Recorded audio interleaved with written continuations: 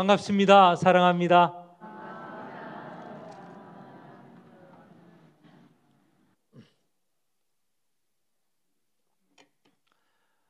오늘 설교 제목은 모압 언약입니다.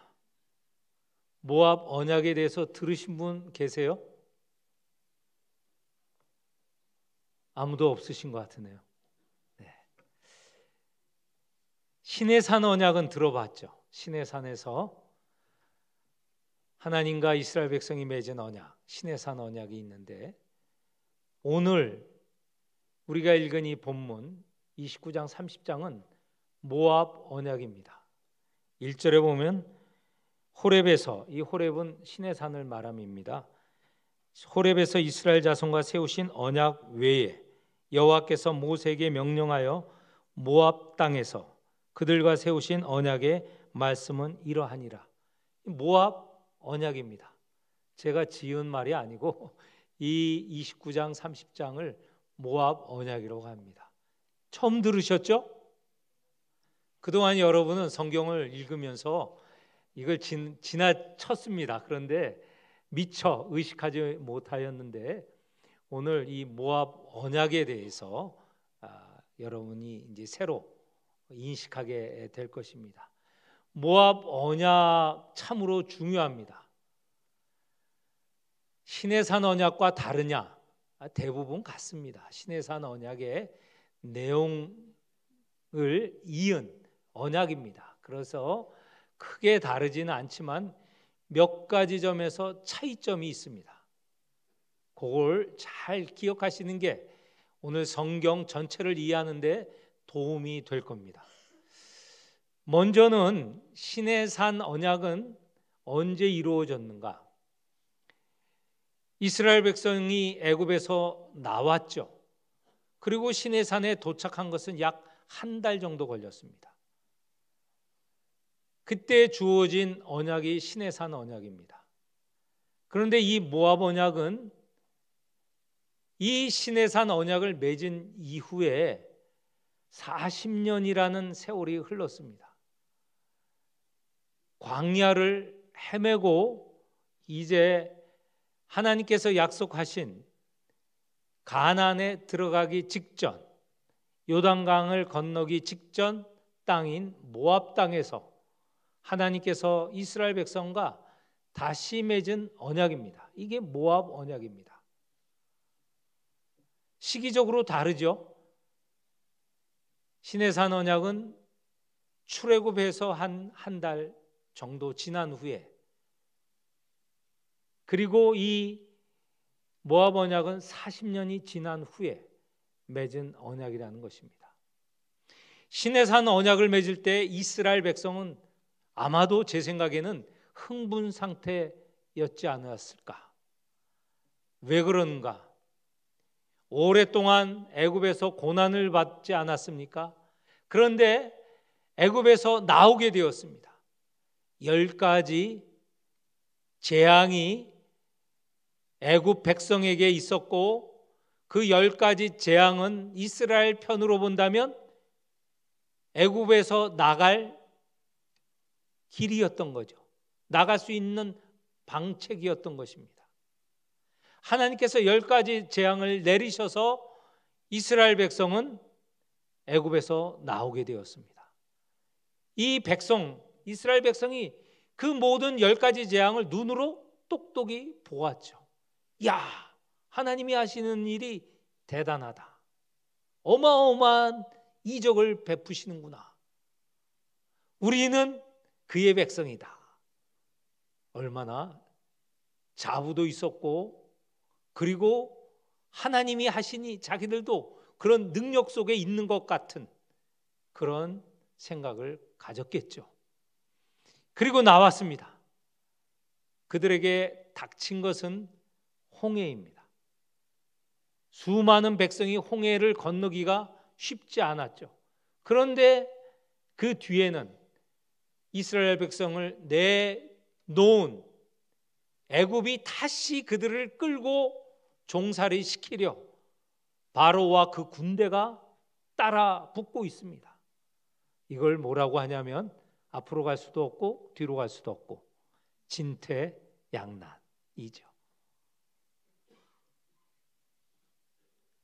하나님을 원망하고 모세를 원망하였습니다. 잘 사는 우리를 끌고 나와서 여기서 다 죽게 하려 한다. 그때 어떤 일이 일어났습니까? 홍해가 갈라졌습니다. 이스라엘 백성은 마른 땅을 지나서 홍해를 건널 수 있었습니다. 놀라운 장면을 모두가 다 함께 보았죠. 광야 땅에 들어섰죠. 거기에는 물이 없고 양식이 없습니다. 하나님께서 가는 곳곳마다 물을 내주셨습니다. 양식을 주셨죠. 만나를 내놓으시지 않았습니까? 자, 지금까지 보면 애굽의 10가지 재앙, 홍해를 가르시는 일, 광야를에서 채워주신 일, 그리고 시내산에 도착하고 하나님과 언약을 맺었습니다. 흥분 상태에서 언약을 맺었습니다. 그렇지 않아도 이 시내산에는 언약을 맺을 그 시기에 보면 불이 타오르고 그리고 빽빽한 구름이 내려오고, 그러니 이스라엘 백성은 이 굉장한 하나님 앞에서 그 하나님과 언약을 맺는 백성이다 하는 생각을 가졌습니다. 자, 그러면 모든 것이 다 온전해졌을까요? 이스라엘 백성이 온전해졌을까요? 이스라엘 백성은 하나님의 뜻에 맞게 하나님 원대로 살아가는 백성이 되었을까요? 그렇지 않죠. 그 이후에도 보면 그들의 삶은 그렇게 크게 변한 것 같지 않습니다. 그래도 하나님께서는 그들을 인도하셔서 이제 가나안으로 들어가기 직전까지 이르렀습니다. 가네사 바네아까지 이르렀습니다. 이제 곧 가나안으로 진입하면 되게 되었습니다. 그런데 거기서 그들은 또한 하나님을 배반하는 모습을 보였습니다. 진입을 하면 되는데 이 진입하는 가나안은 거인들이 살고 있고 그들이 사는 성읍은 엄청나게 높고 든든하고 우리가 진입을 하게 되면 우리는 피할 수밖에 없다. 그들 앞에서 우리는 메뚜기와 같다. 왜 우리를 이곳까지 인도하여 죽이려고 하시는가? 또 배신을 했습니다. 하나님께서 화가 나셨습니다. 이 백성으로 안 되겠다 하셔서 40년을 광야에 뺑뺑이를 돌리셨습니다. 광야 40년, 이 기간은 하나님께서 그들에게 주신 무슨 과정이죠? 네, 어느 분 말씀하셨는데 훈련의 과정입니다. 그냥 들어가서는 이들이 사람 노릇하기 어렵다. 내 백성으로 살아가기 어렵다. 그래서 40년을 광야에서 뺑뺑뺑뺑 돌고 그런 다음에 지금 모압을 점령하고 모압 땅에서 이제 가나안에 들어가기 직전에 하나님께서 다시 이스라엘 백성과 모압 언약을 맺으시는 거예요. 시내산 언약과 모압 언약 크게 다르지 않습니다. 그런데 시기적으로 이렇게 다르고 그리고 40년을 훈련시킨 다음에 이 언약을 맺으시는 것이죠. 말씀드렸던 대로 시내산 언약을 맺을 때 이스라엘 백성은 하나님께서 베푸신 놀라운 일을 경험한 직후입니다.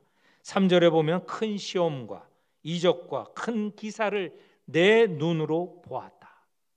그런데도 그들은 하나님의 백성으로 올바르게 살지 못하고 배신하고 배반하고 원망하고 비방하고 하는 일을 했다는 것이죠. 40년이 이제 지났습니다.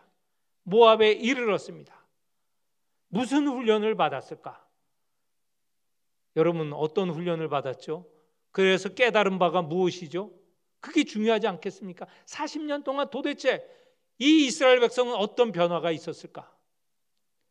하나님께서 그들에게 이적과 기사, 놀라운 것들을 보여주셨지만 이스라엘 백성은 크게 훈련받지 못하고 변하지 않았습니다. 그런데 40년을 지난 후에 어떤 변화가 있었는가? 4절에 나타나 있습니다. 4절 우리 같이 한번 보겠습니다. 그러나 깨닫는 마음과 보는 눈과 듣는 귀는 오늘까지 여호와께서 너에게 주지 아니하셨느니라. 이 말씀에 따르면 오늘 이 모압 언약을 맺는 이 순간에 이스라엘 백성은 어떤 변화가 있었느냐? 여기에 보면 깨닫는 마음, 보는 눈, 듣는 귀가 변화했다는 거예요. 광야 40년을 지나면서 이들은 기적, 놀라운 이사는 없었지만 40년 과정을 거치면서 이들은 이런 변화가 있었던 거예요. 기적, 이사에 대해서 여러분도 경험하셨을 것입니다. 우리 아마 한두 번은 다 경험하고 그 이상 경험한 분들도 있을 것입니다. 정말 내 자신이 해결할 수 없는 일들, 내 자신이 채울 수 없는 그런 것들이 앞에서 하나님께 기도합니다. 하나님, 기적을 베풀어 주십시오.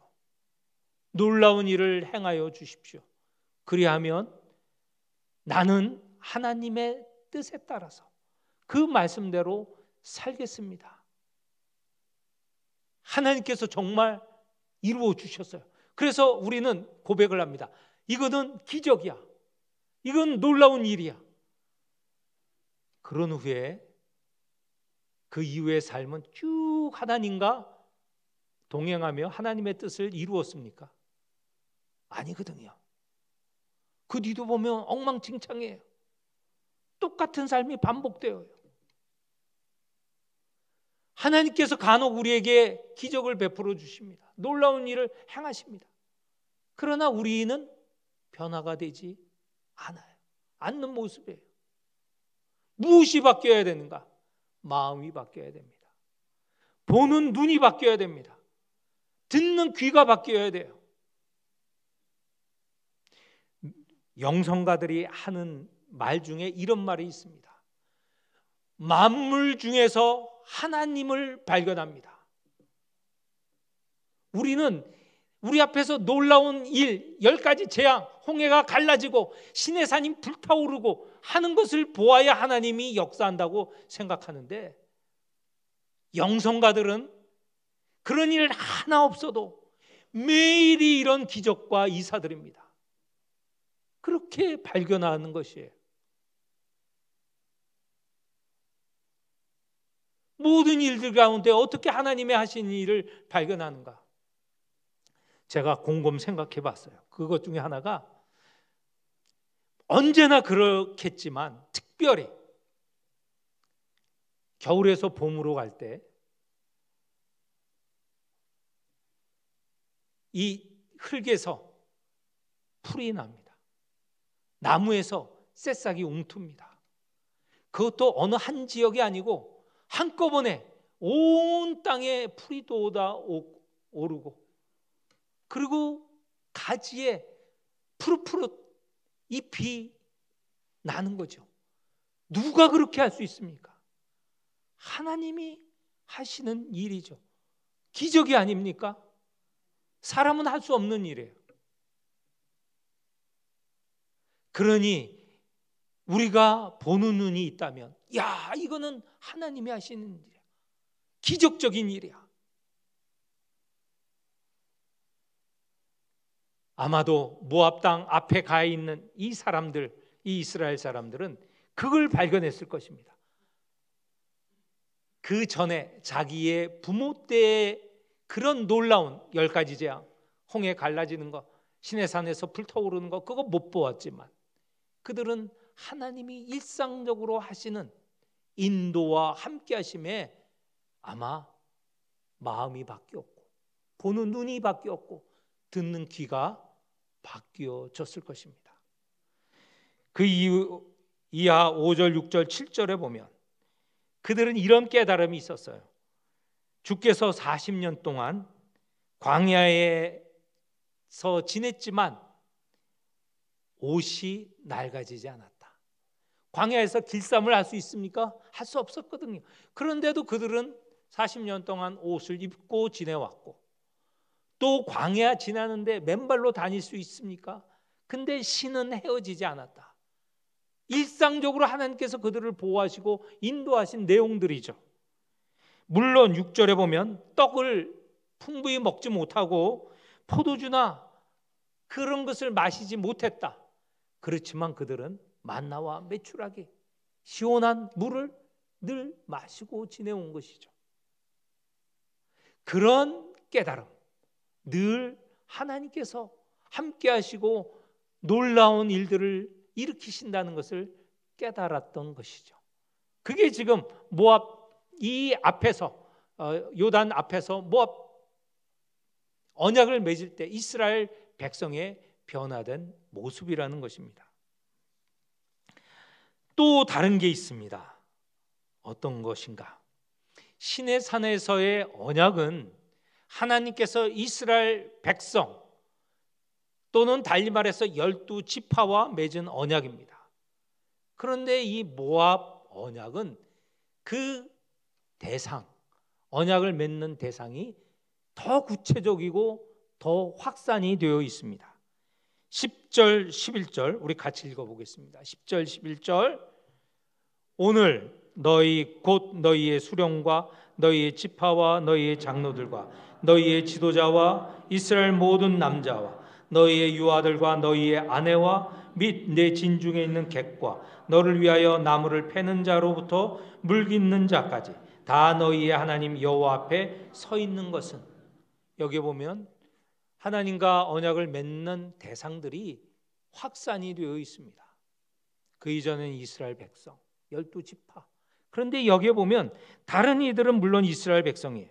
그런데 거기에 이스라엘 백성 중에 이지만 이스라엘 백성이라고 말할 수 없는 유아들은 셈에도 잘 포함되지 않거든요. 인격을 갖고 있지 않다고 생각하는데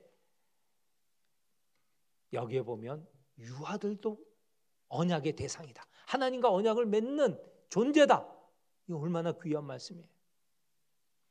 우리 지금이야 어린아이들 늘 존중하지만 3500년 전에 이미 하나님께서 그 아이들과 유아들과 언약을 맺으셨다는 거예요. 그리고 너희 진중에 있는 객, 이방인들입니다. 그리고 그 안에 물 길는 자, 나무를 패는 자, 이거 다 종들입니다. 이방인 종들을 가정에서 종으로 삼아 지금 일을 시키는 사람들이거든요. 근데 언약 백성이 이렇게 확산이 됩니다. 그러면 앞으로 어떻게 돼요? 언약을 맺는 자들은 점점 축소됩니까? 확산됩니까? 확산되죠. 앞으로 온 세상 만민이 다 하나님과 맺는 언약의 대상으로 들어올 것이다 라는 것을 우리는 알 수 있습니다. 이 모압 언약은 또 다른 면이 있습니다. 14절 15절 제가 읽는데요, 내가 이 언약과 맹세를 너희에게만 세우는 것이 아니라 오늘 우리 하나님 여호와 앞에서 우리와 함께 여기 서 있는 자와 오늘 우리와 함께 여기 있지 아니한 자에게까지이니. 지금 여기에서 이 자리에서 언약을 맺는 사람만이 아니라 앞으로 올 세대까지도 다 포함되어 있다라는 것입니다. 세상이 맺는 이 약속, 계약은 뭐냐면 중요한 게 일정이에요. 일정. 이 계약의 효력은 언제서부터 어디다. 이거 없으면 그 언약은 무효예요. 의미가 없죠. 예를 들면 24년 4월 21일 오늘부터 내년 25년 4월 21일 까지 1년간 이 약속은, 계약은 효력이 있다. 그거 지나면 효력이 없다. 그런데 그게 아니에요. 뭐와 뭐냐? 이 언약은 맺으면 누구까지냐? 우리만이 아니라 우리 이후에 올 세대들, 앞으로 올 후손들까지도 다, 그들은 점점 확산돼서 만민이 다 들어갈 것이다 라는 것을 예상하게 하는 것이죠. 하나님께서는 이스라엘에게 베풀어 주신 그 구원의 은혜만큼 그 은혜를 만민에게 또 앞으로 영원히 맺게 하여 주실 의향이 있으시다라는 것이죠. 그러면서 마지막으로 우리가 꼭 이 시간에 기억해야 될 내용이 있습니다. 그러면 이런 언약의 목적이 무엇이냐? 무엇 때문에 이런 언약을 맺으시느냐? 그게 중요하지 않겠습니까? 13절입니다. 같이 읽겠습니다. 13절입니다.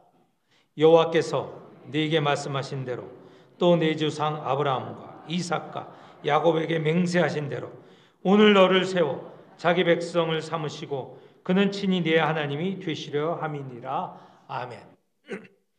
이 언약의 목적은 하나님이 이스라엘의 하나님이 되시고 이스라엘은 하나님의 백성이 되신다는 거예요. 다시 말해서 이 관계를 맺는 게 언약입니다. 하나님이 이스라엘의 하나님이 되시고 이스라엘은 하나님의 백성이 되는 언약. 이 언약의 시작은요, 우리가 13절 읽어본 대로 아브라함 때부터 시작됩니다. 아브라함과 언약을 맺으셨어요. 너는 내 백성이다.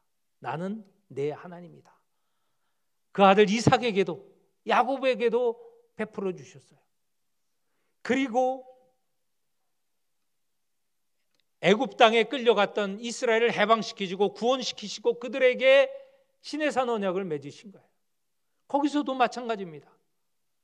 그리고 모압 땅에 들어가기, 이 가나안에 들어가기 직전 모압에서도 마찬가지예요.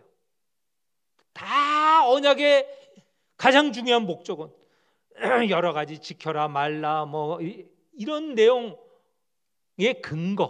근거는 하나님이 우리의 하나님이 되시고 우리는 하나님의 백성이 되는 이 관계가 가장 중요한 거예요. 이후에 마찬가지입니다. 이후의 언약 다 그 관계예요. 그런데 이 언약의 대상이 넓혀질 거라고 말씀드리지 않았습니까? 앞으로 영원할 거라고 하지 않았습니까? 어디에서 넓혀지고 어디에서 영원해질 것인가? 예수 그리스도께서 우리와 맺으신 언약을 통하여서 이루어집니다. 우리 주님 예수께서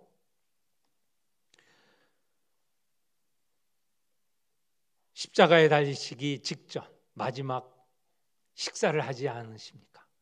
거기에서 떡과 잔을 나누어 주십니다. 그 잔을 들어서 말씀하신 게 무엇입니까? 이 잔은 너희와 맺은 이 피는, 이 잔이라는 거 피를 말하는데 이 피는 새로운 언약이다. 너희와 맺는 새로운 언약이다. 언약이다 라고 말씀하시지 않습니까? 예수께서 당신의 피를 흘리셔 자신의 몸을 들이셔서 모든 일을, 모든 사람의 죄를 구원하시고 대속하시고 그런 후에 하나님과 백성들을 새로운 관계로 맺게 하여 주신 거예요. 하나님의 백성, 거기서 끝나는 게 아니고 하나님을 아버지라 하고 하나님 믿는 백성은 또 그 자신을 하나님의 자녀라, 아들, 딸이라, 이렇게 관계를 맺는 게 새로운 언약이에요. 언약이 더 확산되고 깊어집니다. 그 이전은 하나님과 백성의 관계인데 그 관계는 물론 더 나아가서 아버지와 자녀 관계가 되는 겁니다. 저는 지난 어저께 토요일 아침에 제가 성경을 읽으면서 가장 제게 귀한 말씀은 이 말씀이다 하고 말씀드린 게 이거예요. 하나님을 아버지라 부르고 하나님은 나를 아들이라고 여겨주시는 거, 이게 저는 성경에서 가장 귀한 말씀이고 이 말씀 생각하면 너무 감사하고 감격스럽다, 이렇게 말씀을 드렸습니다. 이 계약, 새로운 계약은 바로 그런 관계로 확산되고 깊어지는 겁니다. 예수 그리스도 안에서 우리는 하나님을 아버지로 부르고 우리는 하나님의 자녀가 되는 거예요. 예수님께서도 그런 관계를 당신의 사역을 통하여서 분명하게 말씀하셨습니다. 예수님께서 사역을 시작할 때 세례요한에게 세례를 받으실 때의 일입니다. 물에서 나오실 때 하늘에서 소리가 들렸죠. 하나님의 말씀입니다. 이는 내 사랑하는 아들이라. 내가 그를 기뻐하노라. 하나님께서 예수님을 아들이라고 부르셨어요. 예수님께서는 그 의식이 늘 충만하셨어요. 요한복음에 보면 늘 아들이라고 불러요. 당신은 아들이라고. 나는 하나님을 아버지로 부르는 아들입니다. 내가 하는 모든 일은 아버지께서 부탁하신 일을 하는 겁니다. 내 일 하나도 내가 하는 일 없이 아버지의 일을 하는 것입니다. 지난 고난주간 때 가상 7원, 십자가에서 전해진 사랑과 생명의 말씀 7가지 말씀드렸는데 그 말씀도 우리가 잘 보아야 합니다. 첫 번째 말씀 기억나세요? 아버지, 저들을 사하여 주옵소서.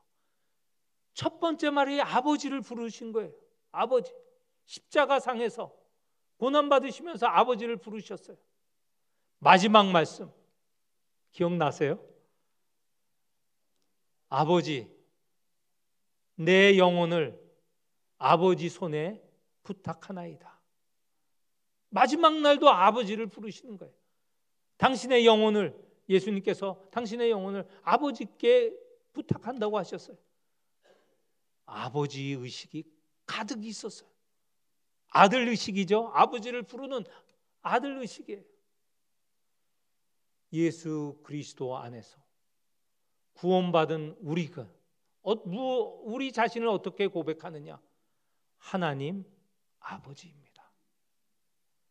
주기도문에도 우리 처음에 나오는 말이, 우리 말은 하늘에 계신 우리 아버지라고 하지만 원어에는 아버지란 말이 제일 앞에 나와요.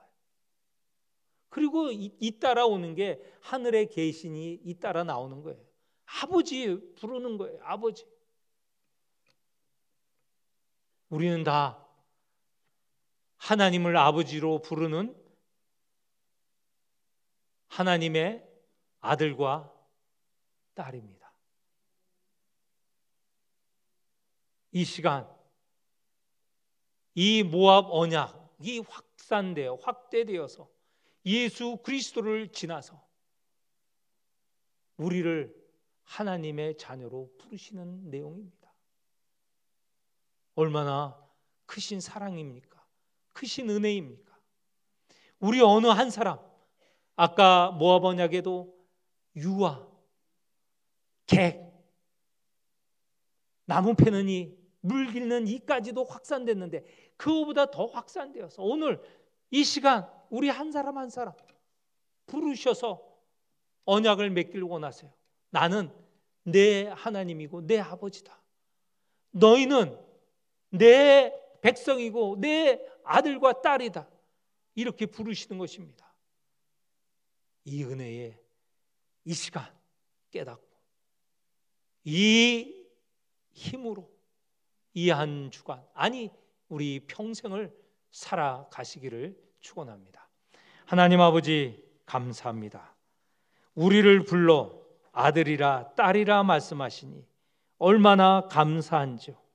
아버지이신 하나님, 천지 만물을 지으신 아버지 하나님, 우리를 구원하시는 아버지 하나님이 우리의 아버지이시니 너무 감사하고 너무 감격스럽고 또 그로 인하여서 능력과 힘이 생깁니다. 이 믿음, 우리를 부르셔서 언약 백성, 언약의 자녀로 삼으신 이 은혜에 우리가 모두가 함께 그 신앙을 갖고 고백하며 그 믿음 안에서 살아가게 하여 주옵소서. 예수님의 이름으로 기도합니다. 아멘.